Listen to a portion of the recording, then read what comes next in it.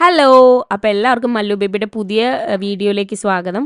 അപ്പോൾ നമ്മൾ ഇന്നൊരു സോഷ്യൽ എക്സ്പെരിമെൻ്റ് ആണ് ചെയ്യാൻ പോകുന്നത്. അതായത് എന്തെങ്കിലും കാരണം കൊണ്ട് നമ്മളുടെ കയ്യിൽ പൈസ ഇല്ലാതെ ഏതെങ്കിലും അറിയാത്ത സ്ഥലത്ത് നമ്മൾ പെട്ടുപോയിട്ടുണ്ടെങ്കിൽ അവിടെയുള്ള ആരോടെങ്കിലും നമ്മൾ ഹെൽപ്പ് ചോദിക്കുന്ന സമയത്ത് അവരെങ്ങനെ നമ്മളോട് പ്രതികരിക്കും എന്നുള്ളതാണ് നമ്മൾ ഇന്ന് ഈ ഒരു സോഷ്യൽ എക്സ്പെരിമെൻറ്റിൽ ഉൾപ്പെടുത്തിയിട്ടുള്ളത്.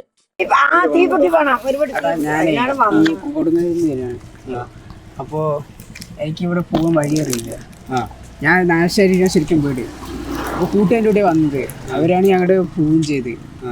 എൻ്റെ ഒരു പൈസ ഇല്ല, ഒരു 30 റുപ്യ. ഞാൻ ലിഫ്റ്റ് പിടിച്ചിട്ട് വന്നതാണ് അവിടെ നിന്ന്. അവരിവിടം വരെ ഉണ്ടായിരുന്നല്ലോ. അപ്പം അങ്ങോട്ടില്ല പറഞ്ഞു, പോകാൻ പൈസ ഇല്ലേ.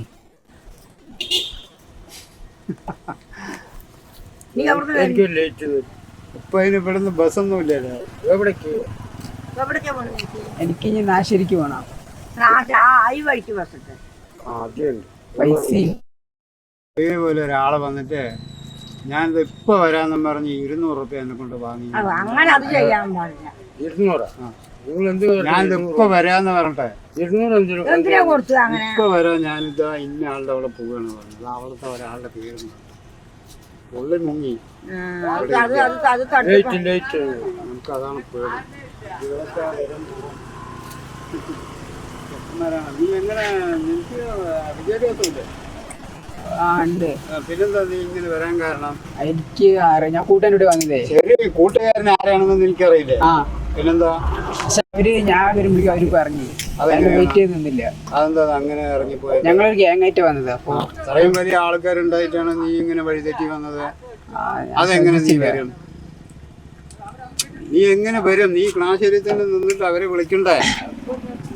എന്റെ ഫോണില്ലേ? നിന്റെ കയ്യിൽ ഫോണില്ല എന്നിരിക്കട്ടെ, നിന്റെ നമ്പർ ആരുടെയെങ്കിലും അവന്റെ ഫോണിലാണ് വന്നത്. അവന്റെ ഒരു ഫോൺ ഉണ്ടായില്ലേ? അത് പറഞ്ഞാലും സമ്മതിക്കില്ല. എനിക്കിപ്പോ 10, 30 അല്ലെങ്കിൽ 50 തരുന്നത് കൊണ്ട് കുഴപ്പമില്ല. നീ എങ്ങനെ അവിടെ നിങ്ങോട്ട് എത്തി?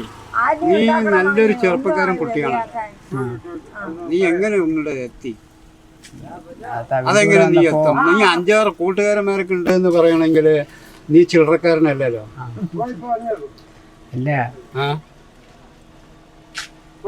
നിനക്ക് 5-6 കൂട്ടുകാരന്മാരുമായിട്ടാണ് നീ വന്നിരിക്കുന്നത്. നീ എന്തിനാ വന്നത്? ഞങ്ങള് ഇവിടെ മറ്റേ കൂട്ടന്റെ ഇവിടെ അടുത്ത് കൂട്ടന്റെ വീടുണ്ട്. ഇത് അവിടെ അടുത്തായിട്ടാണ്. സ്ഥലം എനിക്കറിയില്ല. അപ്പൊ അവന്റെ കൂടെ ഞങ്ങൾ വന്നത്. അവന്റെ വീട്ടിൽ നിന്ന് വരുന്നേ. പിന്നെന്താ അവന്റെ വീട്ടിൽ നിന്ന് പഠിച്ച പൈസ അവന്റെ വീട്ടിൽ നിന്ന് വാങ്ങണ്ട. നീ എനിക്ക് വഴി അറിയില്ല. നിന്റെ കൂട്ടുകാരൻ അവിടെ ഉണ്ടല്ലോ. കൂട്ടുകാരന്റെ വീട്ടിൽ നിന്ന് പഠിക്കേ. കൂട്ടുകാരൻ അവിടെ കൂട്ടുകാരന്റെ വീട്ടിലേക്കല്ലേ നീ വന്ന? കൂട്ടുകാരന്റെ വീട്ടിൽ നിന്നല്ലേ നീ ഇങ്ങോട്ട് വന്ന? അപ്പൊ കൂട്ടുകാരന്റെ വീട്ടില് കൂട്ടുകാരനുണ്ടാകും, കൂട്ടുകാരന്റെ വീട്ടുകാരും ഉണ്ടാവും. കൂട്ടുകാരന്റെ വീട്ടുകാരുണ്ടാവുമല്ലോ അവിടെ.